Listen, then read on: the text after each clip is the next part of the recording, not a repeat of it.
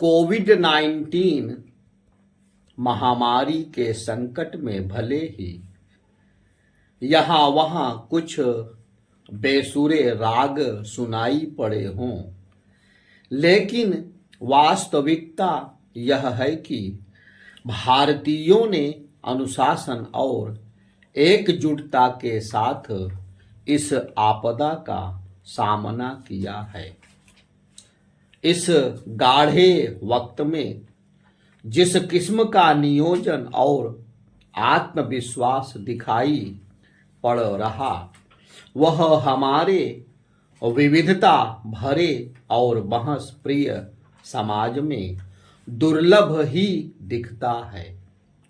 Corona जैसे अदृश्य दुश्मन का सामना करने के लिए एक संयुक्त कमान बनाने की प्रतिबद्धता ने केंद्र सरकार, राज्य सरकारों, केंद्र और राज्य स्तर के सभी संस्थानों, स्वास्थ्य विशेषज्ञों और स्वास्थ्य कर्मियों को एकजुट कर दिया है, जिसमें प्रधानमंत्री और मुख्यमंत्री अग्रिम मोर्चे से कमान संभाले हुए हैं। हालांकि कहने का अर्थ यह नहीं कि सब कुछ ठीक ठाक है।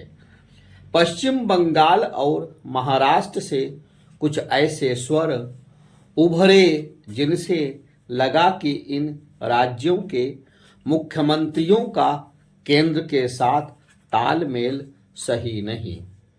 स्थिति को सुगम बनाने के लिए प्रधानमंत्री नरेंद्र मोदी ने मुख्यमंत्रियों के साथ कई बार ऑनलाइन बैठकें कर उनकी समस्याएं समझने का प्रयास किया।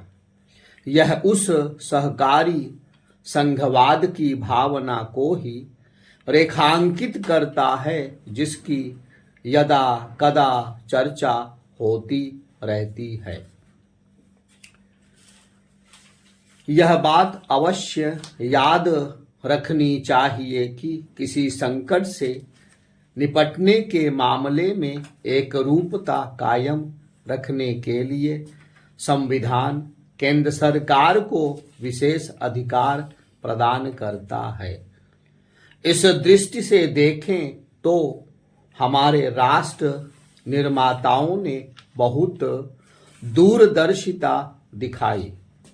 हालांकि इन अधिकारों पर बहुत बहस भी हुई।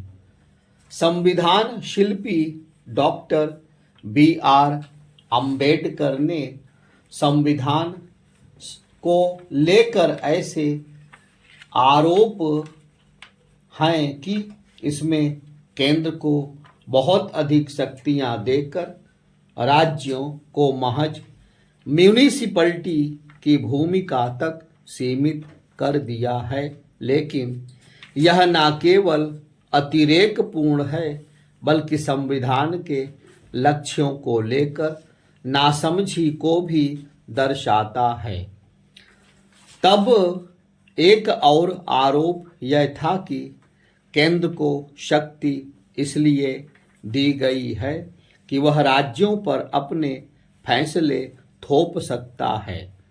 इस आरोप की चर्चा करते हुए अम्बेडकर ने समझाया था कि यह संविधान का सामान्य प्रावधान नहीं है और इसका उपयोग केवल आपातकाल में हो सकता है।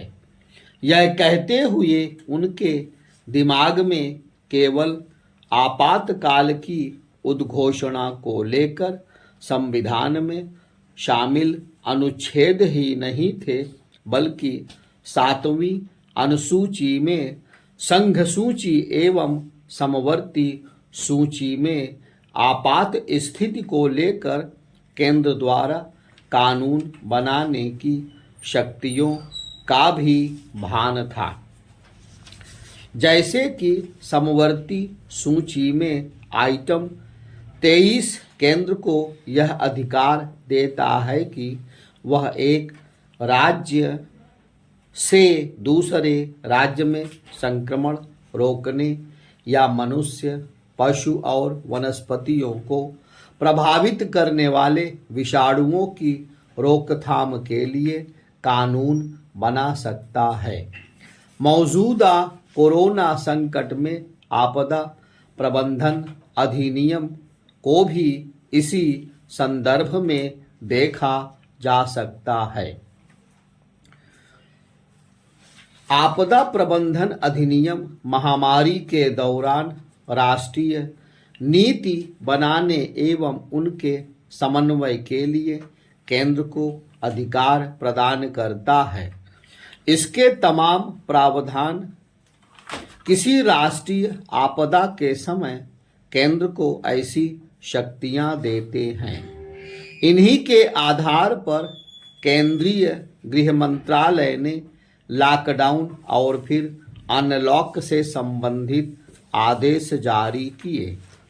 ऐसे ही एक आदेश में प्रवासी मजदूरों के बड़े पैमाने पर पलायन को देखते हुए शारीरिक दूरी सुनिश्चित करने की जिम्मेदारी राज्यों और केंद्र शासित प्रदेशों को सौंपी गई।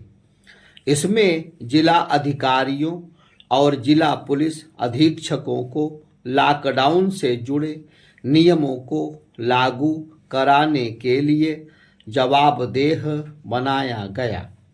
यह इसलिए किया गया क्योंकि डीएम और एसपी अमूमन केंद्रीय सेवाओं से आते हैं और वे इससे भली भांति परिचित होते हैं कि इन नियमों को न मानने के क्या नतीजे हो सकते हैं।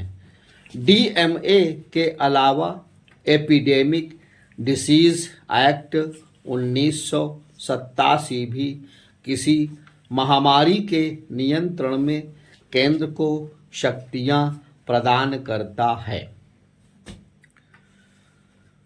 हालांकि पश्चिम बंगाल सरकार ने राज्य में कोरोना के लिहाज से संवेदनशील कुछ जिलों की पड़ताल के लिए केंद्र द्वारा भेजी गई टीमों पर आपत्ति जताई और कुछ अन्य दलों ने भी इससे सुर मिलाते हुए केंद्र के खिलाफ तान छेड़ी, लेकिन केंद्र ने संवैधानिक व्यवस्था के तहत ही ये कदम उठाए जिसकी बुनियाद 7 दशक पहले डॉक्टर अंबेडकर और उनके साथियों ने रखी थी।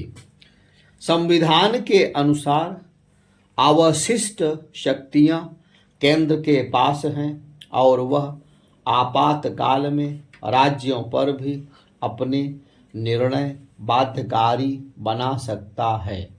यह केंद्र को अर्ध संघीय सरकार जैसे तंत्र के रूप में पेश करता है।